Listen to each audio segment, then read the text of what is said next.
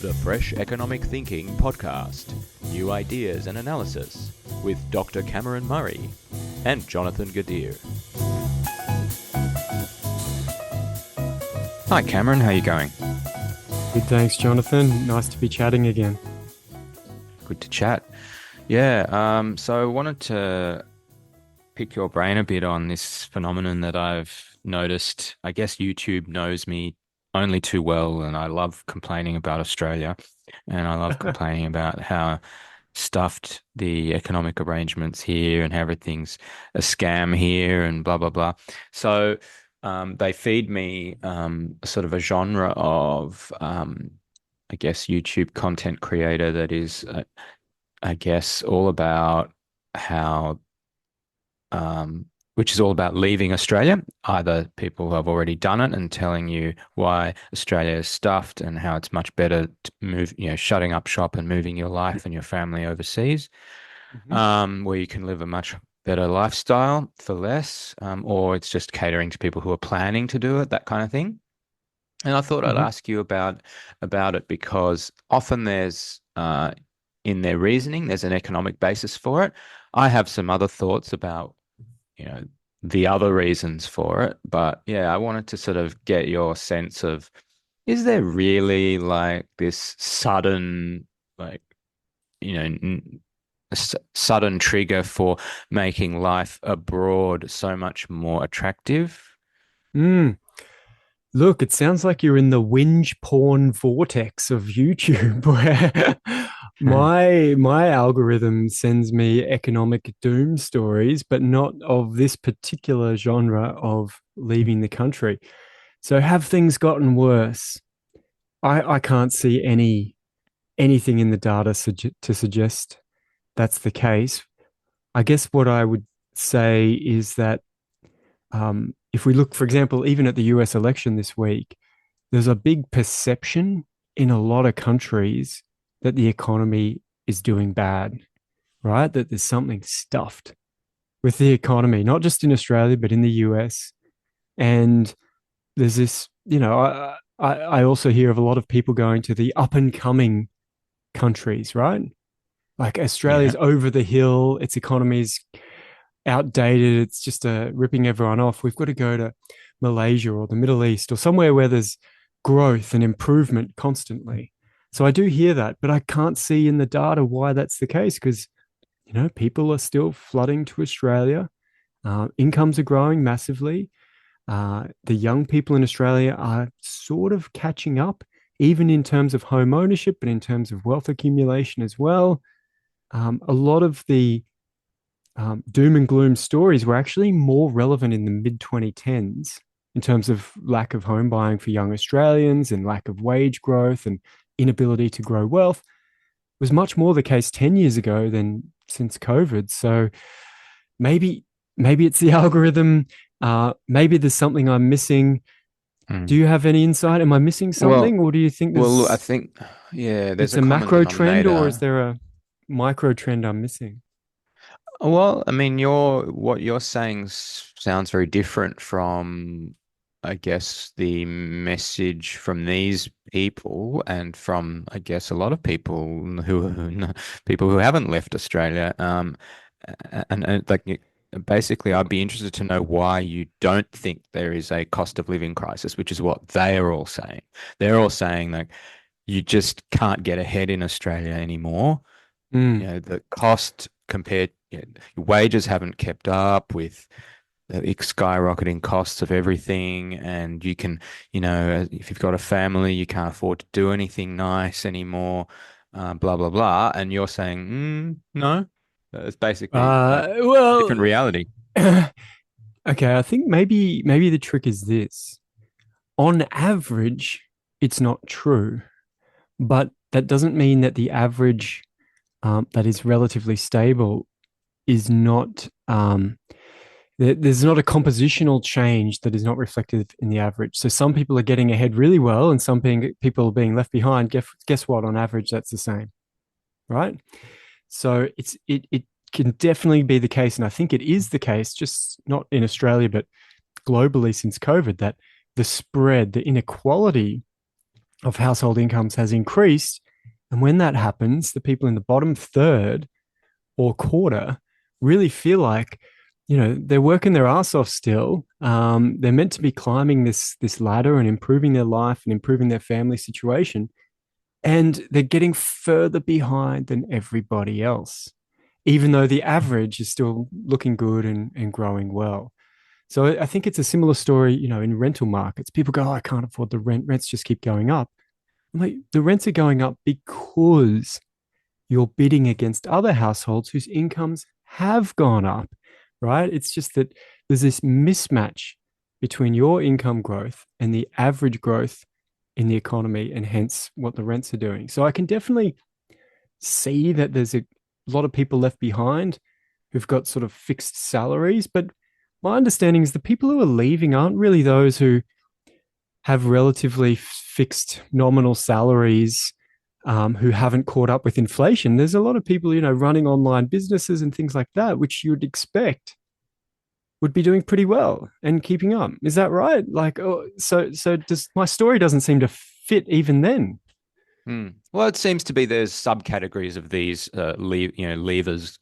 So there's the guy that I think we were discussing earlier who has taken his family to Malaysia, who is, I guess, an example of that kind of, well, I've managed to set up my life so that I've got an online business and I can earn Australian dollars, and I don't have to be in Australia. I can be in Malaysia and enjoying the lifestyle here that I couldn't enjoy back in Australia. So there's that kind of guy. And of course, he does a grift where he says, oh, if you want to know how I did it, there's this online course that I've got and you can, pay for that, et cetera, et cetera. The usual stuff that you get on social media these days. Um, I don't doubt that, he's to some degree genuine, and he has taken his family to Malaysia for the reasons he says, but there's obviously, and he's obviously generating an income from catering to people who have got, wishful fantasies about leaving. And then there's the other category, which is not new at all, but maybe it's been given a boost by inflation, post-COVID inflation, and that is 50, 50 plus, like, people who are getting a pension, or Mm-hmm. who have got a decent amount of savings, and especially men who are able to go to, for example, Southeast Asian countries um, and not only have a good lifestyle in terms of material conditions, but find a partner and have a good sort of quality of life in that respect. And I think that's something I wanted to talk a bit about, the other side of things. But yeah, that's what I Yeah, think. well, before we jump into that, um, I was doing a little bit of reading before we sat down, and this idea of Westerners retiring to cheaper countries, often in Southeast Asia, is not new, right? Like, there's an article here in 2013. For Western retirees, the Asian lure is hard to resist. So I Yeah. do wonder, perhaps there's just a demographic shift, right? Because the proportion of people who are in that situation of 50 plus with some lump sums of money who are mobile is just astronomically higher today than it was 20 years ago as a share of the So right. population. Yeah, definitely. Yep. Yep. So there's Yep. obviously a demographic thing there, that it's just, even if the same proportion of people in that situation made the choice, it's just heaps more people as a proportion of the population. Now, I guess, yeah, you want to get into more details, but what's your impression of the host countries of these Aussie, or British or American, uh, people moving their families to live that sort of currency arbitrage lifestyle? What's your impression Yeah. of the other side of this story and the Yeah. sort of Well, I mean, quality of life aspects? yeah, economically and materially, it and financially, I think it makes sense. So what do you, I mean, because all the interesting observations I have are on the sort of behavioral psychological side. I don't like, apart Well, from like the fact that, yeah, it's lower cost there to do everything. I don't well, have tell me any, about how that behavior integrates with this crop of, retired Westerners in a yeah, sort of developing but relatively poor and young country. How does that social melee yeah. play out? So I think. there are benefits to be had that are like while a lot of these people will say, "Oh, it's it's just the low cost lifestyle. I've got such a materially much better life here in Thailand or in Bali or in Vietnam or Cambodia, wherever it is." Or I think there are other elements that make life there better for them, and that is let's start with one of them, status. So status is something we usually purchase without. I mean, that's why we generally Mm, want to make money. A big part of it is purchasing status in our social environments. And over there, in those countries, suddenly you're going from, let's say, the bottom or near the bottom or the middle of the status hierarchy to the top because you're mm, different. You're a bit special, and part of that is having more money, more purchasing power, and part of that is just the fact of being different. Do you remember the Little Britain skit from Matt Lucas that I'm the only gay in the village by any chance? mm.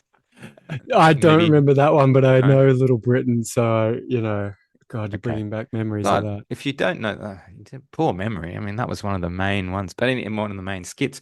But so yeah, I'm the only gay in the village. So being the only foreigner in the village, so to speak, Mm, is something, and it's something because like having a recognized place in a social order or in a community, that's really important for your sort of state of mind. Like just like the idea that in a big city in Australia, like you could vanish, like the idea that might not even be conscious, but you might have that idea in the subconscious that if you disappeared down a crack in the footpath right now, like nobody would care and no one would notice. But hmm if you're the only foreigner in a village, people recognize you. They know who you are. They say hello. Maybe you're the English teacher. Maybe you're just that one guy who's always going to that restaurant or whatever.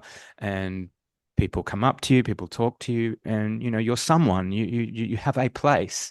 mm, Um, and that sort of is a very ephemeral, like it's hard to pin down, but it's something that is definitely um, it's something that is leading to a better quality of life because you feel like, you're someone interesting, you're someone special. People respect you, people talk to you. yeah. Um, So you're not ignored. you're saying that basically you can use that location and economic arbitrage of relocating to get essentially up the status ranking for free. When Yep. And you also, just yeah, there's no other avenue for you to do it locally, right? Because you're working your ass off already for this. You've all the doors seem closed. No one seems to care.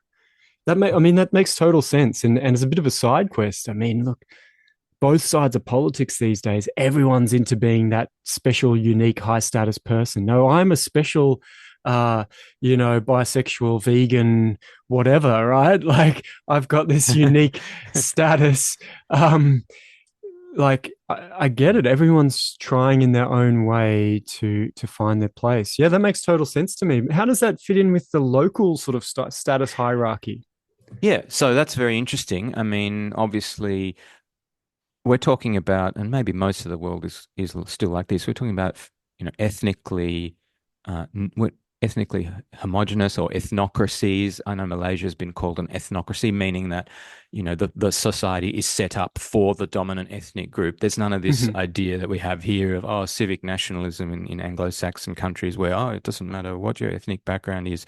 We're all Australians, we're all Americans. No, no, no, no. In most of these places, the society is set up for the dominant ethnic group, and the conception of nationality and conception of belonging is an ethnic one. It's not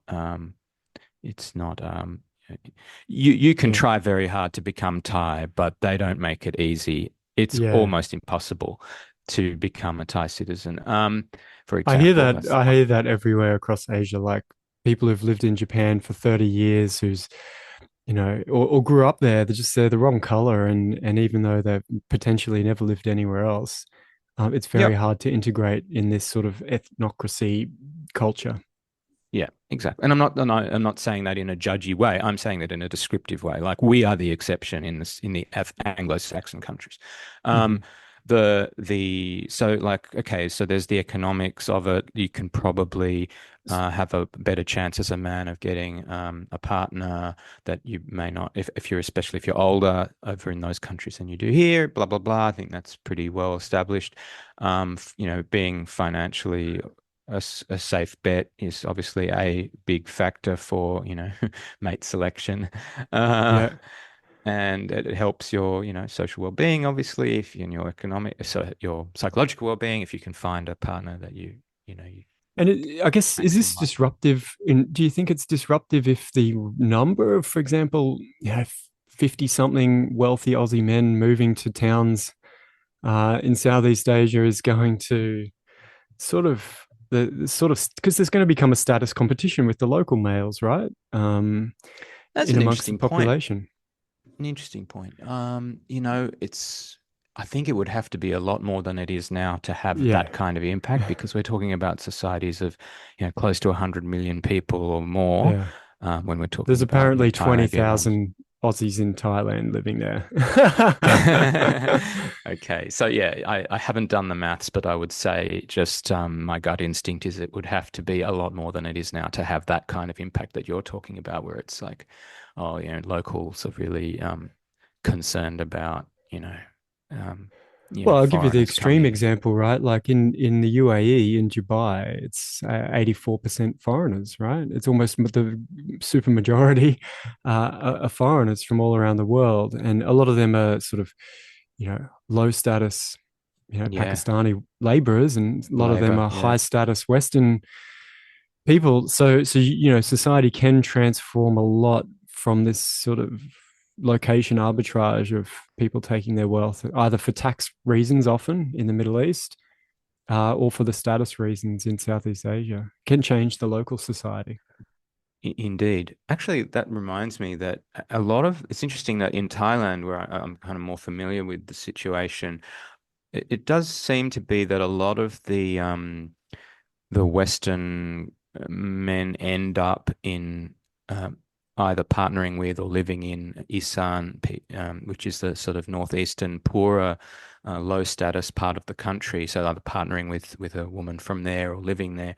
And so they see their low status in their society, and they partnering with someone who's from a Western country is a way up the ladder for them. In Mm. some ways, the Bangkokians are a bit snobby about, finding a foreigner to marry. That's a bit sort of low status. Oh wow, interesting. So in fact, in Mm. the local hierarchy, you can sort of skip the queue by partnering with the foreigner.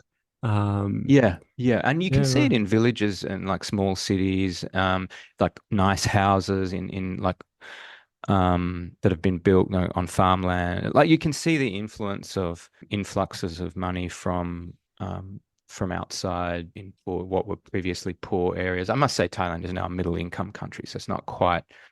I couldn't tell you for sure that that nice house I saw on the farm is actually from because of a foreign marriage. It could well Yeah. be that someone's done well in business. So Um, what's the sort of general local attitude? Because my understanding is a lot of countries are trying to even attract after COVID more mobile Western workers with what do they call them? Like influencer visas or whatever. Like, is this a desirable thing on the whole for these countries as part of their overall development and integration into sort of the wealthy economies? Do you have any insights on? I think I'm familiar with the destination Thailand visa, which is exactly what you described. They call it a digital nomad visa. I guess it must be doing something for them because they've made it really easy, I have to say. From what I've seen, you don't have to show much to to get a digital nomad visa. I think that's the Um, same in Indonesia now. There's another one, and I've heard a lot of Aussies. Bali is basically an Aussie enclave now, so I think it's become very common. I'm it really must be doing interested to see the something. pattern, Yeah. yeah, of where it Yeah. goes. So, what are the other Actually, sort of issues in this? People leaving the country. Is your experience that status is one thing that's hard to get in Australia right now, given the growth and the people left behind. Is there anything else socially or psychologically that you think is part of this story that maybe we're missing? I think there's also a libertarian kind of element to it. You'd often hear the people who have made this move talk about how, oh, in Australia, you're not allowed to do anything, regulation, nanny state, blah, blah, blah, which I relate to. And how here you can just enjoy yourself more. If you want to ride the motorbike just with your t-shirt and without a helmet, um, it's fine. If you want to, Hmm. just like you can set up a business at low cost, no one's going to care. No one's going to tell you can't do it. I think there's a real element of kind of perceived freedom. Well, it's not just perceived. I mean, there is, yeah, it is Yeah. more freedom. But they also, the same people would also maybe complain about you can't really walk around because there's lots of dogs that, Yeah.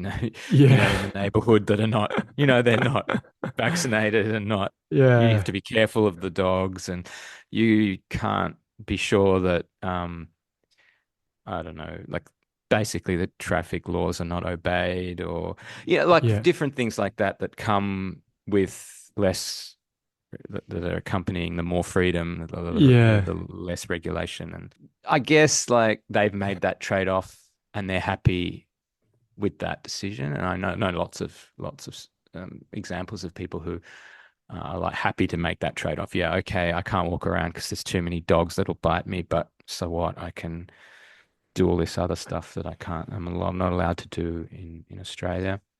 So, Um, yeah, that libertarian sort of freedom of movement issue seems to be trending at the moment. There's this somewhat famously said, go where they treat you well. Um, so it's all about, get out of the country where you're bogged down by rules and go somewhere where they treat you well.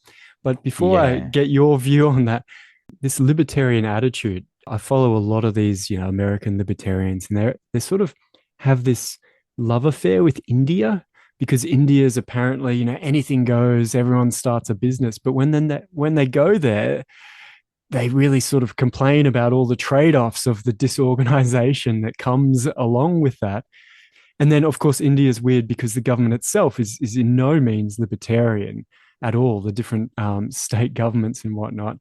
So, sometimes I To feel be like honest, I there's hadn't heard about that. Like, I hadn't heard about the India thing because I wouldn't have oh thought India is a particularly attractive place to no, go no, for. it's not. But if you're a libertarian, you got to go. Oh, look, it's an up and coming country that's got no rules and anyone basically does anything. Therefore, it's going to be a success, right? You have to bet on it to back your philosophy that an anything goes society is libertarian is going to be the successful one in the future.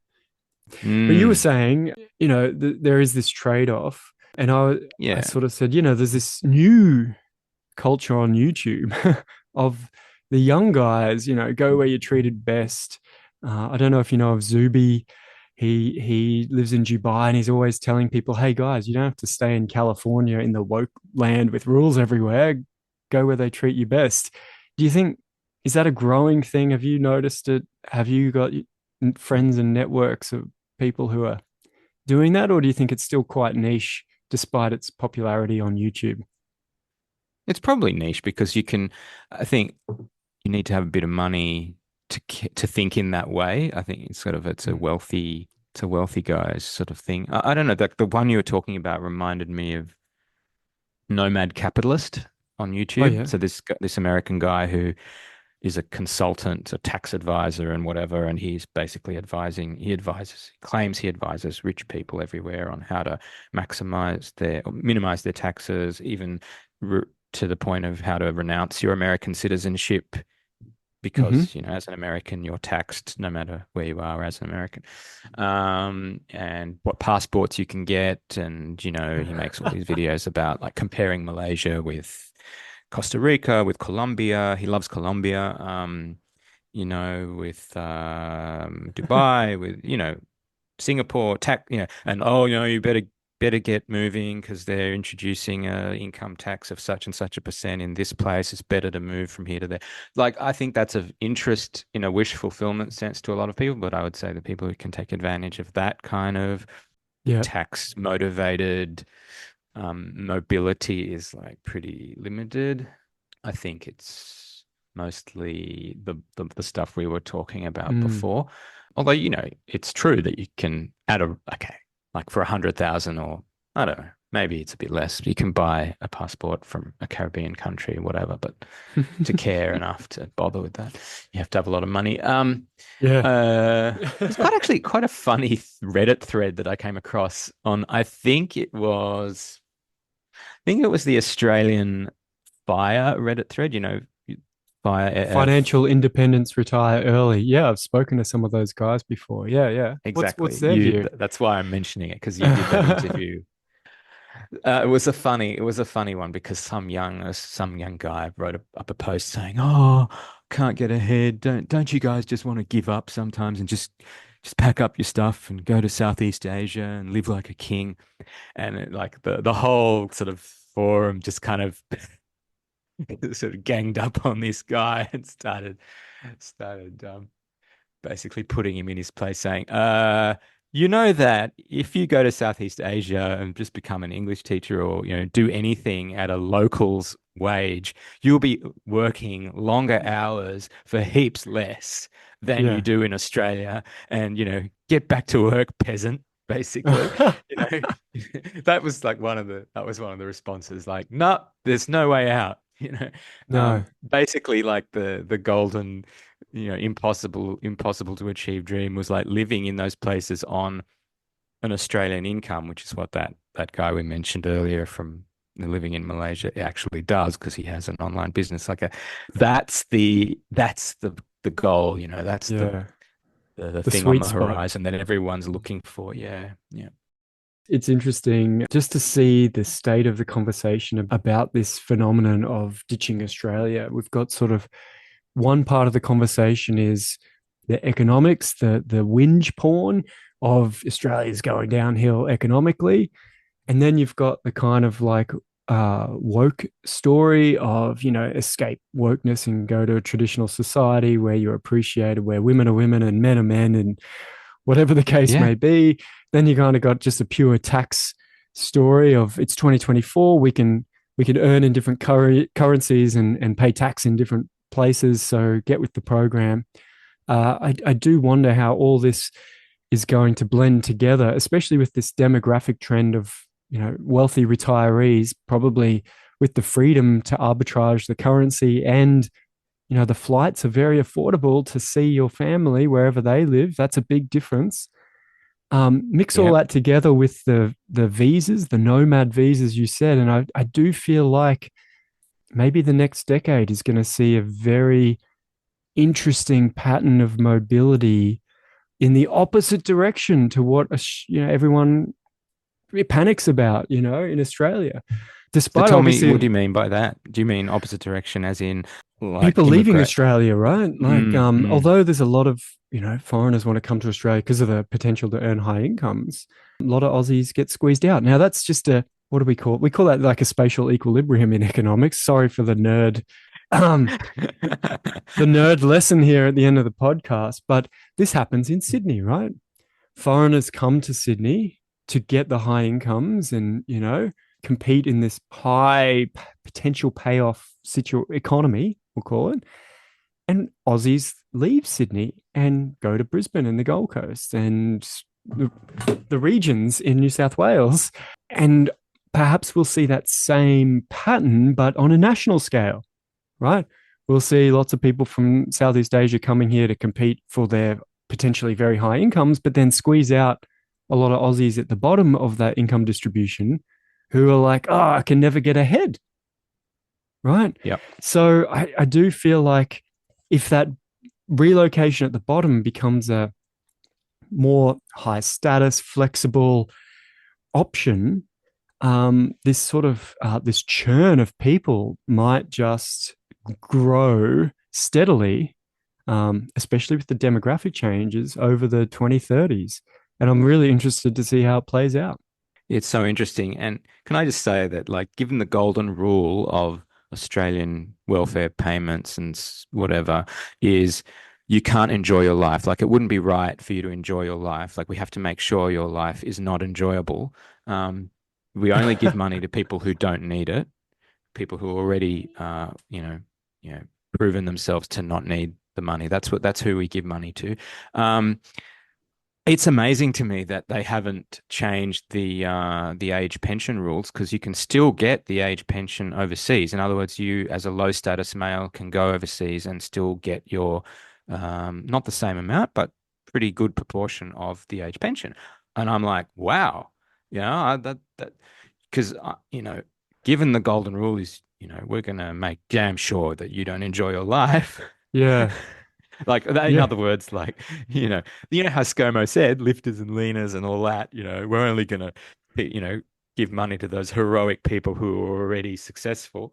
So is it Amazing. also the case that you can have, up to $300,000 cash and get the age pension and live in Cambodia, Thailand, Vietnam, Indonesia? Is that all true? I guess the unfortunate thing today is 67's fairly old for the age pension. We've pushed it up a couple of years. But if you've got a few But hundred yeah, thousand when you're 60, and then you can still get the age pension when you're 67, you got a really good decade or two of yeah. I mean, life I to don't know about the live. 300,000. I mean, all the usual rules apply. Like, you can get the age Yeah. pension if you're All not right. earning a certain amount and all that, blah, blah, blah. But yeah. Hmm. Ah, Um, it's interesting times. Well, it's yep. been good to talk, mate. Thank you for letting me, just ramble on about some things I've experienced. Yeah. Great. And if anyone listening has any comments or contributions or wants to tell us what we missed on this phenomenon of the whinge porn of the Australian economy and people trying to live a better life in Southeast Asia and other lower income countries, please leave a comment. Good to talk to you. Yeah. Good to talk.